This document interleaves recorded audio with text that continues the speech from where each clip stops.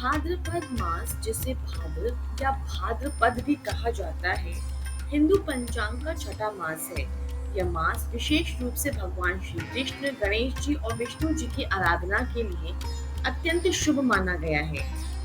भाद्रपद शुक्ल पक्ष की तृतीया से लेकर पूर्णिमा तक अनेक पुण्यदायी व्रत और त्योहार आते हैं। इस मास के महात्म्य की कथा पुराणों, विशेषता स्कंद पुराण में विस्तार रूप से वर्णित है। आइए इसके अध्याय 1 को समझते हैं। सूत जी बोले, नैमिषारण्य में शौनकादिक ऋषियों ने सूत जी से पूछा, हे सूत जी, आप सर्वज्ञ हैं, कृपया आप हमें भाद्र मास का महत्व, उसकी कथाएं और इस मास में किए जाने वाले व्रतों के फल के बारे में विस्तार से बतलाइए। सूत जी बोले, हे ऋषिगण, यह मास भगवान श्री हरि विष्णु को अत्यंत प्रिय है।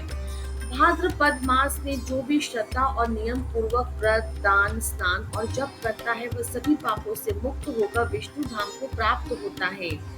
एक बार नारद मुनि ने अपने पिता भगवान ब्रह्मा से यही प्रश्न किया, हे पितामह, कृपया भाद्रपद मास की महिमा बतलाइए, जिससे मनुष्य सभी पापों से मुक्त होकर मोक्ष प्राप्त कर सके। ब्रह्मा जी बोले, हे नारद, तूने बहुत ही उत्तम प्रश्न किया है।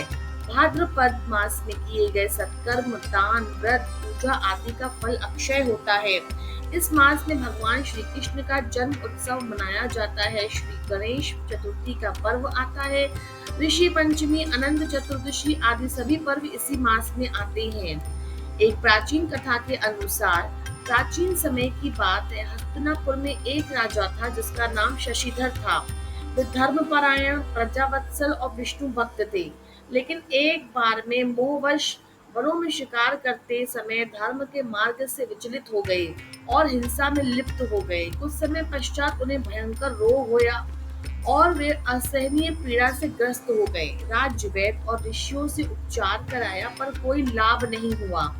एक दिन एक वृद्ध ब्राह्मण उनके महल में आए। उन्होंने कहा, हे राजन, तुमने पूर्व जन्म या वर्तमान जन्म में अनेक प्राणियों की हिंसा की है। यह पीड़ा उसी पाप का फल है।